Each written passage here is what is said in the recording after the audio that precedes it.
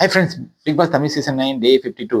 இன்னைக்கு வந்து ஸ்டூடெண்ட்ஸ்லாம் நைட்டு பேசிட்டு இருந்தாங்க. அப்போ வந்து வசந்தி அம்மா வார்டன் போயிட்டு அதெல்லாம் பண்ணக்கூடாது, போய் நைட் ஆயிடுச்சு போய் தூங்க அப்படின்னு அட்வைஸ் பண்ணிட்டு இருந்தாங்களா. அப்போ விக்ரம்லாம் சேர்ந்து எல்லாரும் சேர்ந்து ஒரு ப்ராங்க் பண்ணாங்க. எப்படின்னா அவங்களோட முடியை வெட்டிட்டேன் அப்படின்னு ப்ராங்க் பண்ணாங்க.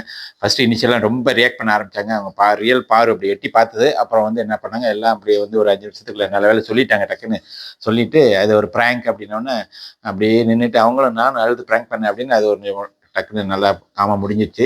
மார்னிங் சாங் போட்டாங்க. ஸோ கனி தமிழ் அம்மா வந்து என்ன பண்ண கம்ப்ளைண்ட் பண்ணாங்க, எப்படி வந்து ஸ்டூடெண்ட் குமரன் போய் வந்து வார்டன் கால் அழுத்தி விடலாம் அப்படின்னு மெசேஜ் பண்ணலாம் அப்படின்னு சொல்லிட்டு இருந்தாங்க. அவர் வந்து எப்படி வியானா போய் ஃபெர்னாண்டஸ் ரூமில் இருக்காரு, அசிஸ்டன்ட் வார்டன் ரூமில் இருக்காரு அப்படின்ட்டு ஒரு பேச்சு. அது சின்ன சின்ன கோசி போடி இருந்துச்சு. அப்புறம் காலையில் இருந்து பார்த்தா எல்லாரையும் பேண்ட்டு கோட்டு எல்லாம் ஒளிய வச்சுட்டாங்க, ஷூ எல்லாம் ஒளிய வச்சுட்டாங்க. இது வந்து ஒரு பெரிய மேட்டராக ஓடிக்கிட்டே இருந்தது. அதனால நம்ம பிரின்சிபல் என்ன பண்ணிட்டாரு, அவர் வார்ன் பண்ணார். ஒரு 10 நிமிஷம் வந்து டீசெண்டாக வார்ன் பண்ணார். எல்லாரும் ஸ்டூடெண்ட்ஸ் கூப்பிட்டு கொண்டாந்து வச்சிருங்க அப்படின்னு சொன்னார். அதை முடிஞ்சிட்டு அப்புறம் வந்து திடீர்னு பார்த்தா கோட்டு மட்டும் வந்திருக்கு.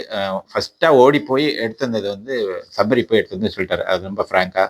அப்புறம் அவர் வந்து அன்பே சிவம் மாதிரி அப்படியே ஓடிட்டு இருக்காரு. ரொம்ப காமாக பேசினார். பிரின்சிபல் எந்த காலேஜில் பிரின்சிபல் வந்து ஒரு இப்படி இருக்காங்க, ரொம்ப ஸ்ட்ரிக்டாக இருப்பாங்க, பார்த்தோன்னே ஒரு பயம் வந்துடும், பிரின்சிபலா அப்படின்ட்டு. இவர் வந்து என்னென்னா பட்டை போட்டுட்டு இப்படி இருக்காரு.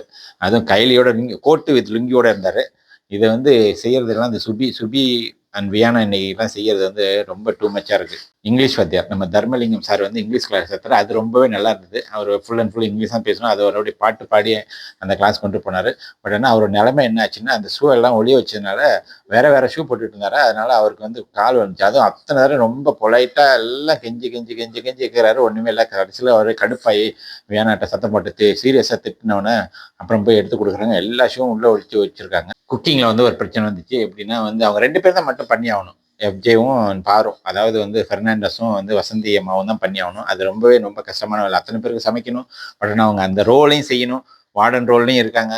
So Paaru really put lot of effort அப்படி தான் சொல்லணும். ரொம்ப நல்ல எஃபர்ட் போட்டு செஞ்சாங்க.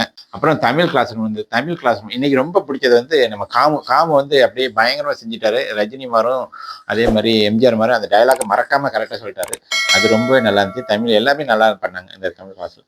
ஆக மொத்தம் இந்த 2 நாள் ஷோவில் பெஸ்ட்டாக பண்ணதுன்னா தர்மலிங்கம் சார், தமிழ் அம்மா, பாரு, உங்களை சொல்லலாம். அடுத்த நாளைக்கு என்னென்னு பார்க்க போகிறேன்.